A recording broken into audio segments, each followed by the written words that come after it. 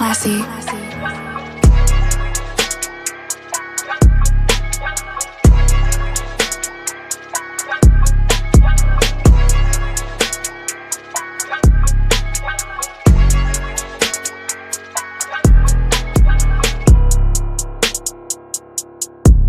This is the story of how myself and a friend bought an abandoned Toyota Yaris for €230 to restore, fix and flip for profit.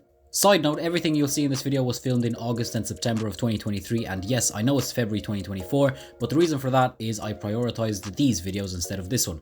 We had seen the car laying up on the previous owner's land for quite a while before actually considering to buy it. However, we eventually got in touch with the owner and arranged a date to have a look at it. The car had been sitting for close to 3 years, and despite it only having 64,000 miles, at first impressions it was clear that it would need some work.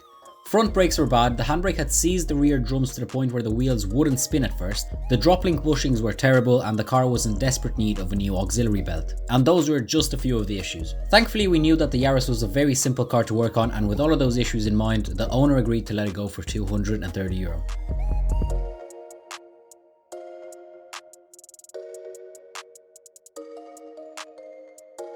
The next day we managed to get the car home, and straight away we did an oil change and had a closer look under the car. I also decided to film an intro, but as you can tell, I clearly did not end up using it.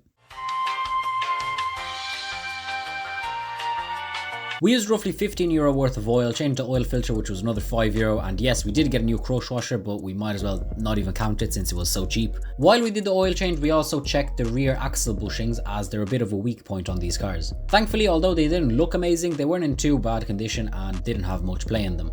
Surprisingly, in terms of rust, the car was actually really good. At least that's what we thought.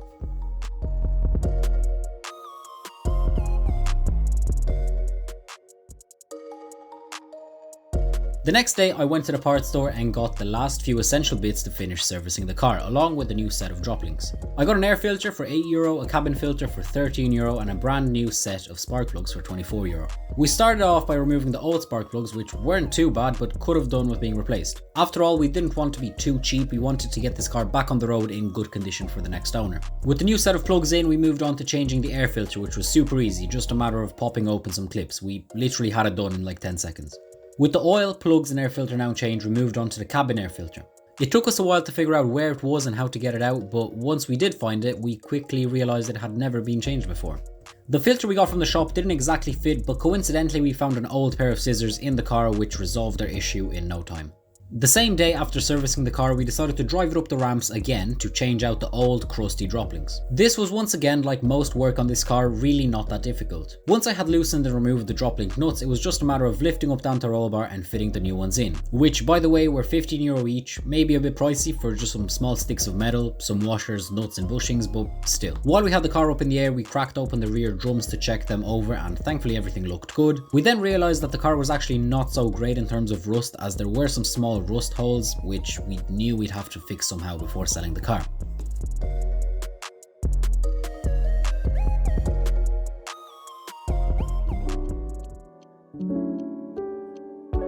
The next day of working on the car, we had a problem. The car's battery had died, and even after jump starting it, the car would not stay running. We diagnosed this as a bad alternator and went to the scrapyard to get another one for €50 and a parcel shelf for €25. Because for some reason the car did not come with one. However, thankfully we had misdiagnosed the issue. The alternator was perfectly fine. The problem was that the auxiliary belt was so old it had started to stretch and was no longer spinning the alternator. So we quickly replaced the belt, which we were going to do anyway, and just like that, after spending €15 on the belt, the car was once again running perfectly. And we returned the alternator and got our money back. We also grabbed some bumper restoration liquid for €9 to try get some life back into the plastic bumpers, which kind of made an improvement. We also realised that the car had no side light bulbs, so for €5 we got a new set, and now the car had side light bulbs.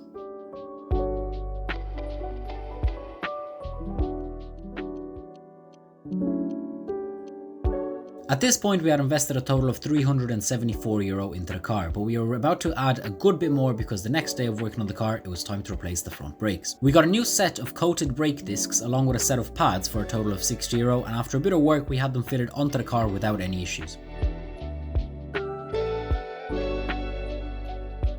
While we were changing out the brakes, we also committed to respraying the old Steelies with some silver paint in hope of enhancing the car's appearance a little, which did work but took way too long. We spent €28 on all the painting supplies and spent a few hours doing up the wheels. Looking back on this, we definitely should have got wheel trims as they were pretty much the same price and would have been super quick to install. However, the silver Steelies did look very nice. While we were doing all this, we also repainted the wiper arms black, small detail but made a huge difference up close.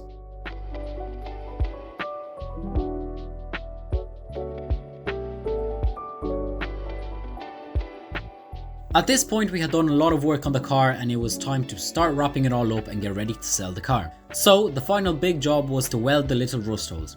I'll admit I'm not very proud of this job, but unfortunately I didn't have access to my own welder from at home and we had to make do with what we had where we kept the Yaris. I cut out the rusted area and welded in a new piece of metal to patch it up, if you can even call it welding. We then painted over it with some primer and used some underbody seal and it kind of worked. And we didn't even have to spend anything as we already had everything we needed.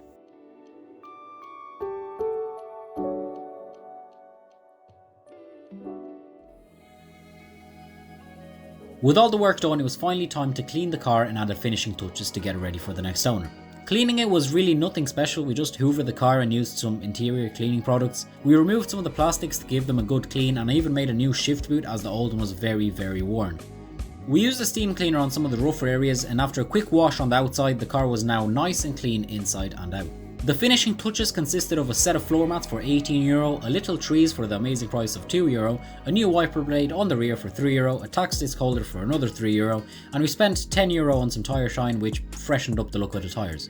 We had now finished spending money on the car and taking into account a few miscellaneous things, our total spent was $510. And now the car was ready to sell. We took some pictures and that night we put it up for sale.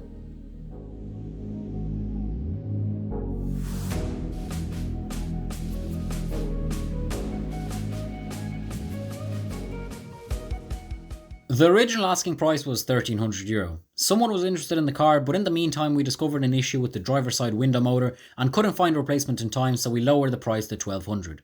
So we spent €510, sold the car for €1,200 and made €690 profit. Well, not exactly. A few days later the guy came down to buy it and after some negotiation we agreed on €1,000. We weren't really expecting to get our asking price when we put it up for sale, so we were happy with this. So let's recap quickly. We got the car for €230, we spent €15 on oil, €5 on the filter, got an air filter for €8, a cabin filter for $13 and a set of plugs for $24. We replaced the drop links for €30, €15 for the new auxiliary belts, $25 for the parcel shelf, €5 on the bulbs, €9 on the bumper restoration thingy, whatever it is. The new set of brakes for €60, we spent €28 on paint, €18 on the floor mats. Some small things like the wiper blade, the tax disc holder, the air freshener for a total of €8 and a few other miscellaneous things for let's say around €17 to bring us up to $510. So we sold the Yaris for €1,000, leaving us with a total profit of $490, almost doubling our money. I must say I really liked the car and enjoyed working on it. This was the first time I've ever done something like this and I've definitely learned a lot for the next time, if or when that will be. Taking into account all the work we did and the condition of the car, I think we sold it for a very reasonable price. And we also put a perfectly fine car back on the road, which otherwise might have just gone to the scrapyard. Thank you very much for watching. Do go ahead and like this video if you've enjoyed it, as it does help me out. And with all of that being said, I'll see you in the next one.